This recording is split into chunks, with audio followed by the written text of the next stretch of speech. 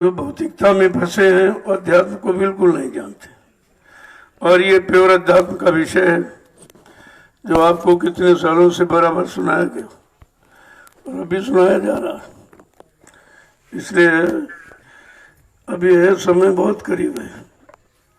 जैसे चिराग जब बुझता है अंतिम लो तेज हो जाती है, उसी तरह कलयुग जाने की तैयारी में है। किसको गिराएगा, किसको हटाएगा, किसको मतलब यानी फंसाएगा, ये तो लोगों को पता नहीं है। लेकिन ये जरूर है कि जब ये कहा गया बिरले लोग ही इसको पा सकेंगे, अब इतने सब थोड़ी पा जाएंगे। बिरला शब्द जो आया है वो एक अपने समय का अनोखा शब्द है। कोई बिरले ही संत महापुरुषों की शरण में टिक पाएंगे, उन पर विश्वास कर पाएंगे, उनके वचनों को अपना पाएंगे और अपना करके अपने जीवन को सार्थक बनाएंगे और जीवात्मा का उद्धार करा सकेंगे। तो बहुत थोड़े से लोगों की बात है कि परिवर्तन तक बहुत थोड़े लोग बचेंगे और उस परिवर्तन में शामिल शरीक बहुत थोड़े लोग हो पाएंगे, क्योंकि उनको तब तक विश्वास खत्म हो जाएगा। लोभी लालची तो इस मत में टिक ही नहीं सकते, क्योंकि उनका ये विषय नहीं है। ये विषय त्यागियों का है, चरित्रवानों का है, मतलब अच्छे सच्चे ईमानदारों का है, ये भक्तों का विषय है। इसलिए सबकी समझ में इतनी जल्दी नहीं आएगा, क्योंकि संत मत यहाँ कभी रहा नहीं। अभी लगभग 750 वर्ष पूरे होने जा रहे हैं, तब तो ये संत नाम सुनने को मिला और संत मत लागू हुआ। यहाँ तो काल मत रहा 3 युगों से, और काल मत के फंसे जो बेचारे संत मत को क्या समझेंगे, क्योंकि बहुत समय लगता है। बिन सत्संग विवेक न होई, राम कृपा बिन सुलभ न सोई। कहा बिना संत महापुरुषों के वचनों के तो बुद्धि में विवेक ज्ञान आ ही नहीं सकता अध्यात्म को समझने का। भौतिकता में तो डूबे हैं, उसके बारे में तो बहुत जानकारी रखते हैं, लेकिन वो केवल शरीर और इंद्रियों के भोगों तक सीमित है, और शरीर भी सीमित है। ये नाशवान है, एक दिन खत्म हो जाएगा। लेकिन जीवात्मा अजर अमर अविनाशी है। इसलिए संत महापुरुषों ने जीवात्मा को ही पकड़ा और उसी के बारे में ये सब कहा है कि अगर जीवात्मा जाग जाए और अपने घर पहुंच जाए तो काल माया के देश से हमेशा छुटकारा पा जाएगी, फिर यहाँ कभी नहीं आएगी, न जन्म में न मरण में। जब जन्म मरण में नहीं आएगी तब इसको सच्ची सुख शांति मिलेगी। ऐसे तो कुछ होने वाला है नहीं। इसलिए इस मत को समझना बड़ा कठिन है और इसकी मान्यता करना बड़ा कठिन है। जब उस समय काल शक्तियाँ आई, जब उनको लोग नहीं पहचान पाए, उनको कितनी परेशानियों का मुसीबत सामना करना पड़ा, कोई नहीं समझा, कोई नहीं माना, तो उनको अंत में मार काट करना पड़ा। लेकिन ये तो दयाल विषय है। जो दयाल देश से आया है वो मार काट हिंसा का विषय नहीं करेगा, वो किसी को अपमानित नहीं करेगा, वो तो सबका सुधार करेगा। अब सुधार करने में समय लगता है। जैसे चोर डकैत को, कतली को अगर मार दो तो कोई सुधार नहीं है, संहार सुधार नहीं होता है। इसीलिए देर है कि सबको समझाना है, बुझाना है, सही सच्चे रास्ते पर लाके खड़ा करना है, उनको सच्चाई का पूरा भेद बताना है और सही सच्चे रास्ते पर चलाकर उनको सत्य देश पहुंचाना है। इसलिए इसमें समय लगता है। तो ये समय मिला था, लेकिन काल अपना जोर लगा रहा है। लेकिन मैंने हमेशा आपसे कहा है कि जोर लगा ले अहले जमाने, कब तक जोर लगाएगा, जग में जय गुरुदेव का झंडा लहर लहर लहराए। जय गुरुदेव। इसे कोई काट नहीं सकता है। तो हमें आपको तो अपने अच्छे समय की इंतजारी करनी है। अब ये बुरे समय में तो अच्छा नहीं रह सकता है, तो एक साथ अच्छा बुरा एक साथ नहीं रह सकता, सत्य झूठ एक साथ नहीं रह सकता, रात दिन एक साथ नहीं रह सकते, पाप पुण्य एक साथ नहीं रह सकता। तो कलयुग सतयुग एक साथ कैसे रह पाएगा। इसलिए कलयुग को भगाने का जो संकल्प लिया गया है वो कोई इतनी जल्दी जाता भी नहीं।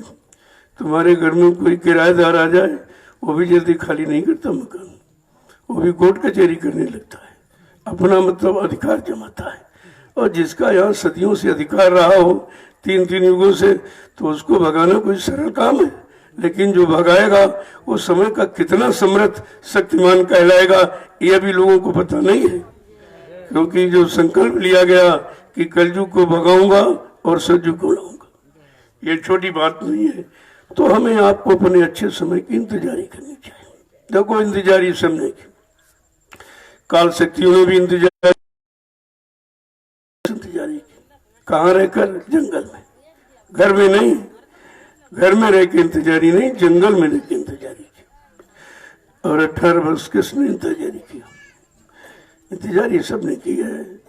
तो इंतजारी ही परिवर्तन की एक लहर है, इसलिए इंतजारी तो सबको करनी पड़ेगी। और जो भक्तों का विषय है कि सबरी ने 12 वर्ष इंतजारी किया अपने गुरु के आदेश पर। वो मतंग ऋषि उनके गुरु थे। उन्होंने कहा सबरी एक दिन तेरे घर भगवान राम खुद आएंगे, खुद तेरे घर आएंगे चल के। तो भक्ति तो कर, तब तक इंतजारी तो कर।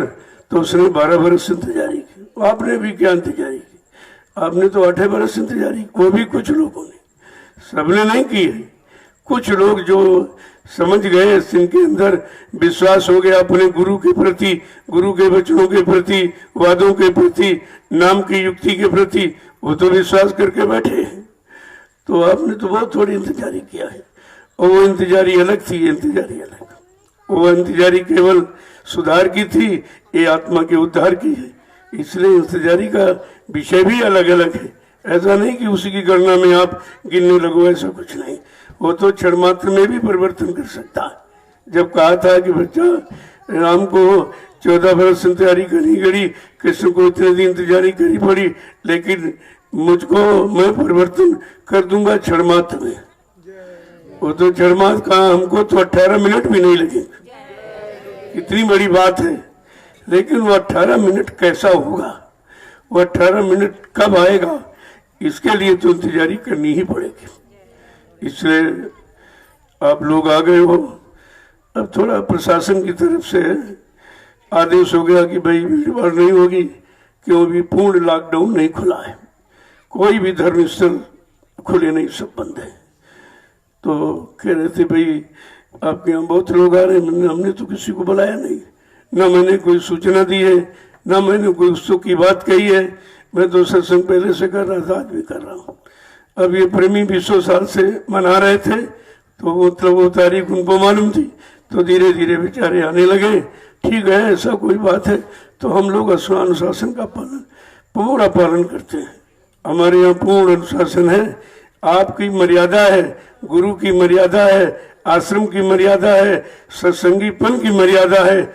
इसलिए हमें आपको पूर्णतया पालन करके दिखाना है कि अनुशासन किसे कहते हैं, गुरु भक्ति किसे कहते हैं, गुरु आदेश किसे कहते हैं। मैं तो कल लखनऊ में था, जब ये पता चला तो मैंने वहीं से लोगों को बता दिया। तो ऐसे प्रेमी चले गए जैसे चिड़ियाँ आई और उड़ खा पी करके चली गई। लोग ताजुब भर गए, ये क्या हो गया।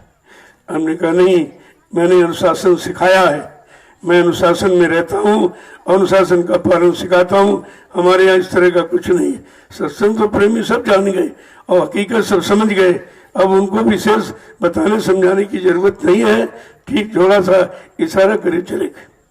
इसलिए आप भी, क्योंकि हमें आपको एक चीज का पालन करना है, सत्संगियों तुम्हें आदर्श बनना है, संदेश सतगुरु का तुम्हें चरितार्थ करना है। इसलिए आए हो, ऐसे यहां से उड़ जाओ जैसे चिड़िया आई और फट से चली गई। ये भी एक लोगों के लिए बड़ा ही ताज्जुब होगा कि इतने लोग आए, इतनी जल्दी कैसे चले गए। कितनी बड़ी मर्यादा, कितनी बड़ी गौरव गरिमा ये अपने गुरु की जानती। इसमें हमारे गुरु का पूरा सम्मान है। तो गुरु के सम्मान के लिए हमें आपको हमेशा ध्यान रखना चाहिए कि तुरंत फौरन उठो और चले जाओ। आना जाना तो फिर होता रहेगा, ऐसे नहीं कि आना जाना कोई बंद कर देगा। थोड़ा समय है, उस समय का इंतजार करो, फिर ये भरपूर पूरे हिंदुस्तान में फिर एक समय लहर उठेगी, क्योंकि लोगों को जरूरत आवश्यकता है, पूरे समाज को, पूरे देश को जरूरत है अच्छे सच्चे ईमानदार त्यागी तपस्वियों की। तो आपको तो सिखाया जा रहा, आपको समझाया जा रहा, आपको उस रास्ते पर चलाया जा रहा कि आगे उसकी जरूरत है, वो रास्ता धीरे धीरे बन रहा है। आपसे पहले भी मैंने कहा, जिस रास्ते पर आप चलते हो इतना पाक साफ रखो कि पीछे आने वाले उस रास्ते को अपने आप स्वीकार कर ले। आपकी रहनी गहनी ऐसी वो लोग देख के बदल जाएंगे। परिवर्तन तो यह होगा। परिवर्तन का मतलब कोई पैर ऊपर हाथ सर नीचे थोड़ी हो जाएगा। ये विचारों का परिवर्तन है, जिसी को वैचारिक क्रांति कहते हैं। हमें आपको गुरु के वचनों के, गुरु के विचारों में इतना परिपक्व हो जाना है कि जरा सा इशारा मिले वो फौरन उससे लागू हो जाए। तो हमारी प्रार्थना है कि सब लोग धीरज से निकल जाओ, क्योंकि प्रशासन कल आया था, फिर आने वाला है, और वो अगर बैरियर लगा देंगे तो आप फिर निकल नहीं पाओगे। कल कह रहे थे भाई नहीं लोग मानेंगे, तुमने नहीं मानने की बात नहीं है, लोग आ रहे हैं। मैंने उसे परसों से, मैं तो रोज ही कहता था कि कोई कार्यक्रम नहीं है, अगर कार्यक्रम होता तो मैं परमिशन लेता। आपको मालूम है पूरे हिंदुस्तान में मैंने कार्यक्रम 8 वर्ष किया, लेकिन बिना शासन परमिशन के परमिशन मंच पर भी नहीं जाता। मैं तो इतना पालन करने वाला हूँ, और आपको भी वही काम करना चाहिए। तो अब आप धीरे से निकल जाओ, मैं अभी वहाँ बैठ जाऊँगा, सबका दर्शन करूँगा और प्रसाद ले लीजिए, आप चले जाइए, क्योंकि काम हो गया आपका। आ गए हो धरती पर, यही काम हो गया। इस धरती का जो लाभ हो तो आपको मिल ही गया, और वचन भी चाहे 1 घंटे का 4, अरे 1 घड़ी आधी घड़ी आधी अपनी आप गोस्वामी संगत साथ की अरे कोट अपराध। अगर आधी घड़ी का सत्संग मिल जाए वो भी तुम्हारा काम हो रहा है। वो तो 4-4 2-2 घंटे की कोई बात नहीं। एक वचन पकड़ लो, काम उसी से हो जाएगा। केवल अनुशासन सीख लो, मर्यादा सीख लो, गौरव गरिमा सीख लो। हमारा कर्म कर्तव्य क्या, बस काम हो जाएगा आपको, और करना ही क्या है। जय गुरुदेव, जय गुरुदेव, जय गुरुदेव, जय गुरुदेव। नाम किसका? जय गुरुदेव। नाम किसका? जय गुरुदेव। नाम किसका? प्रभु का प्यारा नाम। खड़े हो जाओ आप लोग। देखो जितनी देर आप करते हो खड़े होने में, बस इतना तो यही नाम। खड़े हो जाओ। संदेश लोगों की एकांत तक पहुंचाने के लिए। बैठो तो साधना के लिए बैठ जाओ, झुको वहां जहां कुछ मिले। ये तीनों स्थितियां शरीर की हैं, खड़ा होना, बैठना और झुकना। अगर तीनों स्थितियां समझ जाओ फिर काम इस बात की कौन सी कमी रह जाएगी। लेकिन ये बात किसी ने आज तक न बताई, न कोई जान पाया कि खड़े होने का मतलब क्या, बैठने का मतलब क्या, झुकने का मतलब क्या। ये तीनों चीजें संत मत के प्रेमियों को हमेशा ध्यान में रखना चाहिए। जय गुरुदेव। जोर से बोले, सब मिल बोले, बोलना होगा अभी से बोले। दुख दर्द हरेंगे, सब कष्ट हरेंगे, सुख शांति भी देंगे। सबके दाता, सबके मालिक, प्रेम से बोले। ये नाम नहीं इंसान का, ये नहीं इंसान का, काम है प्रभु का। देखो नाम क्या काम बता रहा है। ये नाम प्रभु का है, और प्रभु नाम कभी यहाँ आया नहीं। ये भी अनोखा है। अनोखे महापुरुष का अनोखा जगाया नाम, उस अनोखे नाम का अनोखा परिवर्तन का काम, और सबसे बड़ा अनोखा काम जीवात्मा जगे और परमात्मा से मिल जाए। ये तीनों काम, नाम, काम और धाम, तीनों जो काम करने आया है उसको समझना इतना आसान नहीं है, उसको पहचानना इतना आसान नहीं है। क्योंकि भौतिकतावाद में फंसे लोग अध्यात्म की परिभाषा भी नहीं जानते। उन्हें क्या मालूम, उन्हें क्या मालूम क्या बाजारों में भीड़ नहीं हो रही, क्या सड़कों पर भीड़ नहीं है, क्या शराब के ठेकों पर भीड़ नहीं, लेकिन यहाँ की भीड़ खल रही है। यहाँ की भीड़ में परेशान हो रहे हैं, जबकि सच्ची भीड़ और सच्ची भीड़ का सच्चा कर्तव्य केवल यही और कहीं नहीं है। लेकिन तो समय है, समय तो अच्छा नहीं है, समय तो खराब है और खराबी बनने की भूमिका ही है। जब सच्चाई का संदेश बंद किया जाएगा, सच्चे रास्ते पर चलने वालों को रोका जाएगा, तो होगा क्या है? तो विनाश नहीं और क्या होना है। लेकिन समझ में नहीं आएगा इतनी जल्दी, और अब समझाने की जरूरत भी नहीं है। वो समझने वाली बात खत्म हो गई। समझ जब नहीं आई तो अब कहाँ से आएगी? अब तो रोकथाम शुरू हो गई। बजाय सुनने के और मानने के, लागू करने के की वजह पर बंद करने का अभियान जब चल जाएगा तब क्या होगा? यही हमेशा हुआ। हर युग में अच्छे सच्चे लोगों को सताया गया, परेशान किया गया। उस समय यज्ञ पूजा पाठ मुख्य काम था, उसको भी राक्षसों ने बिगड़ डाला। उसमें भी मतलब उसको भी बंद कराया, बड़ी यातनाएं दी उनको, बहुत मारा पीटा धमकाया, उनको उठा के जेल में बंद किया। तो उस समय भी तो हुआ था। आज ये कलयुग है तो आज भी सच्चे अच्छे रास्ते पर ना कोई चलना चाहता है, जो चलते उनको रोका जा रहा। सच्चे रास्ते पर जब लोगों को चलना रोका जाएगा तो बात क्या होगी? विनाश नहीं क्या होगा? तो आपको ये समझना चाहिए। इसलिए सब लोग लूंगा आपको और धीरे से फंसा लेके चले जाओ।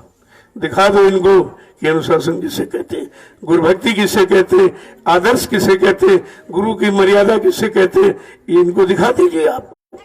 यही तो आप ये इससे भी लोगों में भारी परिवर्तन होगा कि बेचारे कहाँ जाएंगे, कैसे जाएंगे, लेकिन प्रेमियों में कितना जाने का उत्साह होता है कि मिल गया। आदेश सर्वोपरि है, आदेश ही भक्ति है, आदेश ही भजन है। आपको यही काम करना है। एक ही चीज है, समय से दिखा देना कि हमको तुम्हारी तो हमारी जरूरत है, अपना काम करो। कोई जरूरत नहीं, भीड़ लगा के नहीं, हम घरों में भी करेंगे और करते ही लोग सुबह शाम वहां भी हो रहा। ऐसा नहीं है तो घरों में अपना मना लो। मनाने की बात गुरु को मनाना है, खुश करना, राजी करना है कि किस पर खुश हो जाए। गुरु आदेश पालन में खुश होता है, भक्ति में खुश होता है, बच्चों के पालन में खुश होता है, नाम की कमाई में खुश होता है। उनकी खुशी का तो अलग ही कुछ हिसाब होता है। इससे ये काम करके आपको दिखाना, जब तो कोई यहाँ सारी चिड़िया उड़ जाएंगी। ये सब जगह यही होता है। कार्यक्रम होते रहे, आपने देखा 8 साल में एकदम गांव वाले आए, देखा भी तो रात भर गुरुदेव नगर बसा था। ये सब चला कहाँ गया? परिवर्तन तरह परिवर्तन होगा, आपको ये दिखाया जा रहा। ये परिवर्तन की जल्दी नहीं मानू, इतनी जल्दी परिवर्तन हो जाएगा? परिवर्तन तो विचारों में होगा, परिवर्तन मान्यता में होगा। जो वचनों को मानता, आदेश हुकुम का पालन करता, वही परिवर्तन का भागीदार बनेगा। इसलिए आप लोग लाइन लगा लीजिए, मैं अभी आपका दर्शन कर लूंगा, क्योंकि आप इस भूमि पर आए हो। दर्शन तो सेवादारों का, दर्शन तो भक्तों का इतना अनिवार्य होता है। अब भक्त की लोग परिभाषा नहीं जानते, भक्त की पहचान नहीं है, तो उनको क्या लाभ मिलेगा? मैं तो लाभ सारे विश्व को लाभ देने निकला हूं, लेकिन लाभ कोई वाला नहीं। दुनिया ऐसी बाबरी, कोई ग्राहक मतलब लेने वाला है ही नहीं। जब सच्चाई को समझने वाला नहीं तो लेगा कौन? लेगा वही जो सत्य की कीमत जानता है।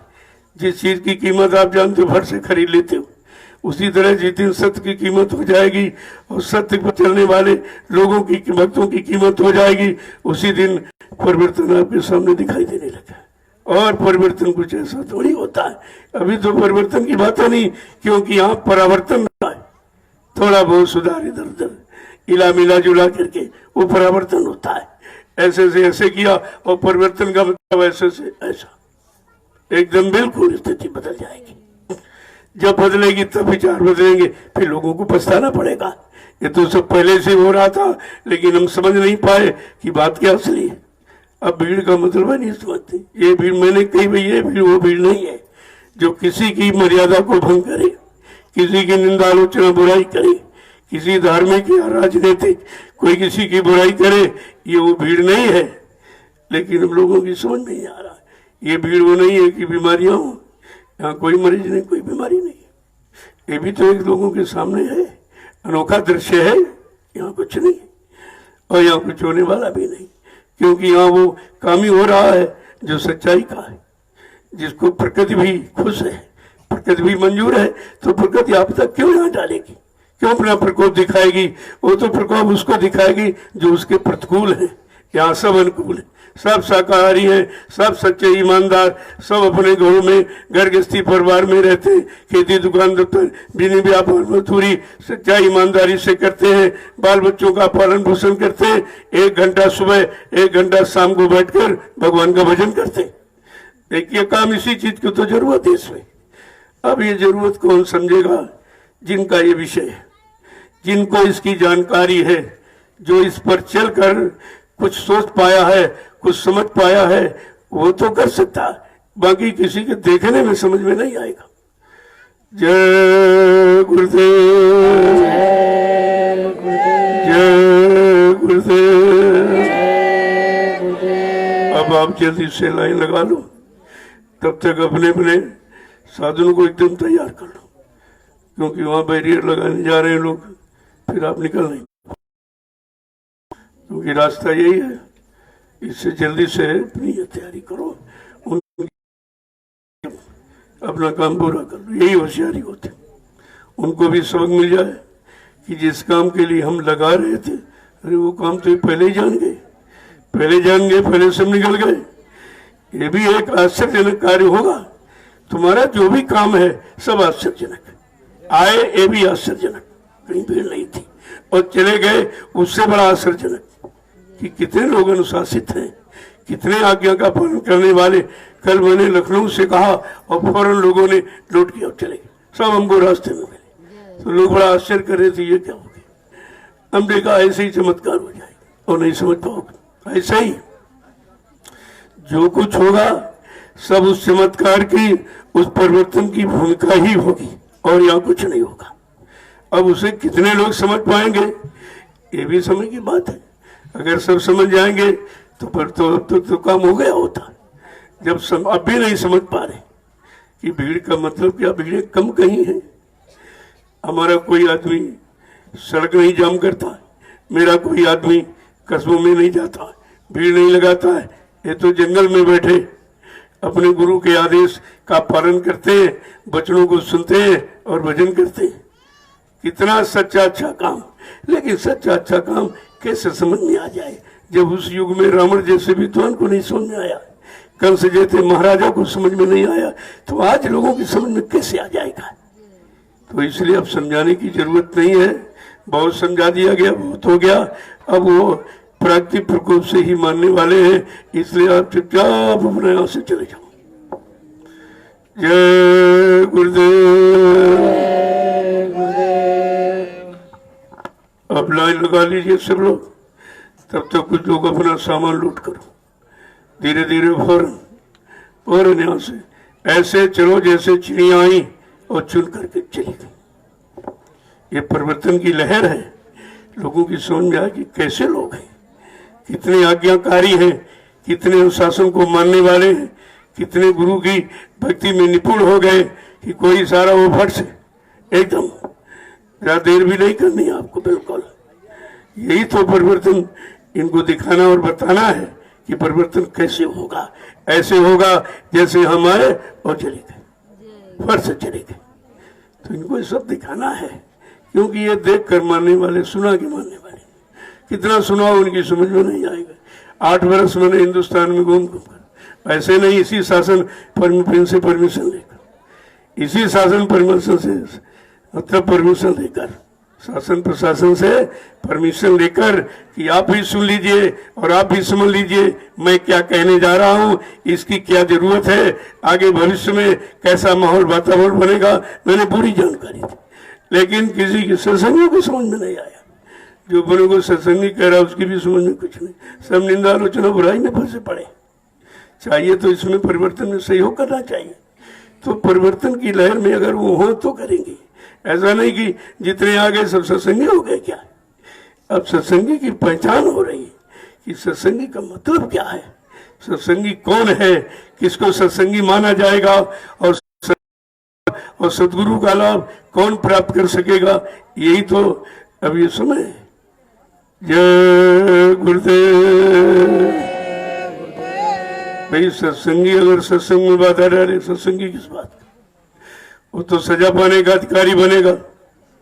इतना बड़ा जनमत प्रेमियों का आया और सत्संग के लिए आया, यहाँ कोई लड़ाई झगड़े के लिए थोड़ी आया, यहाँ तोड़फोड़ आंदोलन धरना गिराव के लिए नहीं आया, यहाँ किसी तरह का कोई जाम लगाए, कोई यानी भीड़ उनके यहाँ बढ़ाए, ऐसा कुछ नहीं। ये तो बिल्कुल पाक साफ पवित्र है और सबके सामने। अगर उसमें कोई सत्संगी भागीदार बनना, कितना बड़ा गुनहगार होगा, कितना बड़ा समय का सजा पाने वाले होगा, ये तो भी उसको खबर भी नहीं है। जय गुरुदेव। ये कितने हजार प्रेमियों की अंदर में ठेस किसने पहुंचाई? सत्संगी, जो अपने को सत्संगी कह रहा, अपने को जय गुरुदेव मिशन का कह रहा, कितनी भारी ठेस उनकी आस्था में, उनकी सही अच्छे रास्ते पर चलने और सच्चा काम सत्संग सुनने और भजन करने, इसमें जो बाधा पड़ी और डाली, वो कितना बड़ा समय का गुनहगार होगा। तो आपको सोचना चाहिए सभी। जय गुरुदेव। दुनियादार सब मानने को तैयार हो गए, लेकिन सत्संगी नहीं मानने को तैयार है, उसकी समझ में नहीं आ रहा। अब आप ये समझो कि ये सत्संगी की ये सत्संगी। अभी यही कहा था, पीछे से बहुत अच्छे लोग आ रहे हैं, तुम सड़क को साफ सुथरा रखना, नहीं ये धक्का मार के हटा देंगे तुमको। कितने साल तुम क्या करते रहे, क्या करते रहे, और तुम्हारा विषय निंदा आलोचना बुराई का रहा, वो भी तो सामने पेश होगा। ये सब कुछ होगा, ऐसा नहीं है। तो अब आप लोग लाइन लगा दीजिए, मैं अभी रथ पे बैठकर जल्दी सबसे मिलूंगा और आपको प्रसाद देकर विदा करूंगा। ऐसे नहीं, खाली नहीं करूंगा। तो काम तो हो गया आपका, आप आ गए, ये भी काम, सत्संग हो गया, ये भी काम, प्रसाद मिल जाएगा, ये भी काम, बाकी क्या रहा? सब सुबह भजन आपने कर लिया, तो सत्संग भजन सेवा सब तो हो गया, बाकी क्या रहा? चाहे एक दिन करो, चाहे 10 दिन करो, बात वही होती, बात तो सिर्फ मानने की होती। जय गुरुदेव। आपको निराश होने की जरूरत नहीं है, ये तो हमेशा का विषय रहा। दुष्ट और सच्चे, राक्षस और असुर हमेशा रहे हैं और रहेंगे, और इसी मनुष्य शरीर में रहे, वो भी मतलब वो भी रहे। तो ये तो विषय है, जब उन्हीं अच्छे युगों में रहे तो आज तो कल युग है, उसका तो प्रभाव ही सबसे ज्यादा। तो ये भी निराशा का विषय नहीं है। आप भूमि पर आ गए हो, काम हो गया। अब ये क्या पता क्या काम हो गया, तुमको कुछ पता नहीं। आप आ गए हो, काम हो गया। अरे आप शामिल हो गए हो, ये कम है। चाहे 1 घंटे के लिए हो, चाहे 10 मिनट के लिए हो, चाहे 2 दिन 4 दिन 6 दिन के लिए हो, शामिल तो शामिल होता है। आप शामिल हो गए हो, उसका लाभ है। वचन भी आपको मिल गए, वो भी लाभ है। प्रसाद मिल जाएगा, ये भी लाभ। तो काम तो हो गया आपका, कार्यक्रम तो आपका पूरा हो गया है। अब इसे समझने के लिए थोड़ी सी बुद्धि और विवेक चाहिए। जय गुरुदेव। अब आप चलिए, लाइन लगा लो और जल्दी से यहाँ से विदा हो जाओ। लोग आएंगे, देखेंगे ये क्या हो गया, हमने ये हो नहीं गया, यही होना है। होने वाले की का ये परिचय है, भूमिका है। परिवर्तन इसी को कहेंगे कि कैसे परिवर्तन हो गया।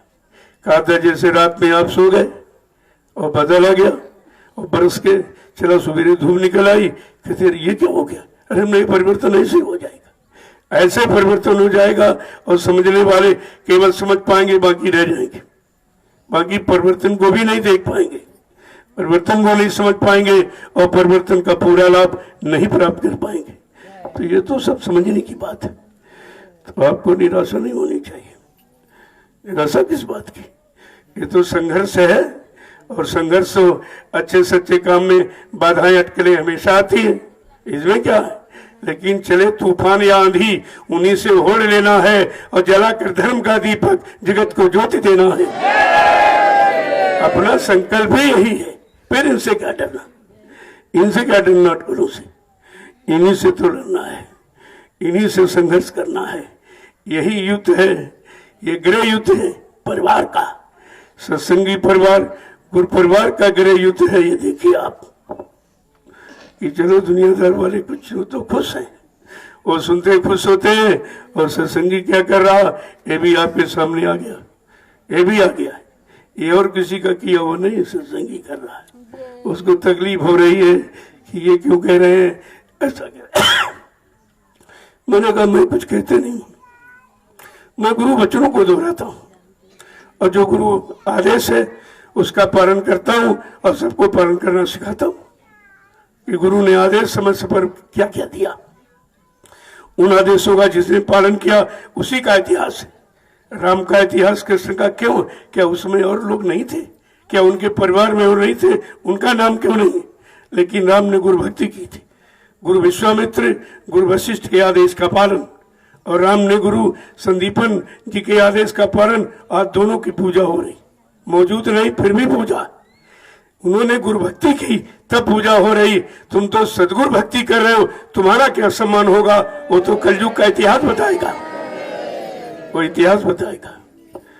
उसी तो कलयुग के इतिहास की तैयारी हो रही है, और इतिहास में तो अच्छा बुरा सब लिखा जाता है। अगर ये नहीं होता तो लिखा क्या जाएगा, अरे कुछ घटना घटेगी, कुछ होगा तभी तो लिखा जाएगा कि लोगों ने कैसे परेशान किया, कितनी अटकलें डाली, अच्छी सच्चे काम पर बड़ी अटकलें पड़ी।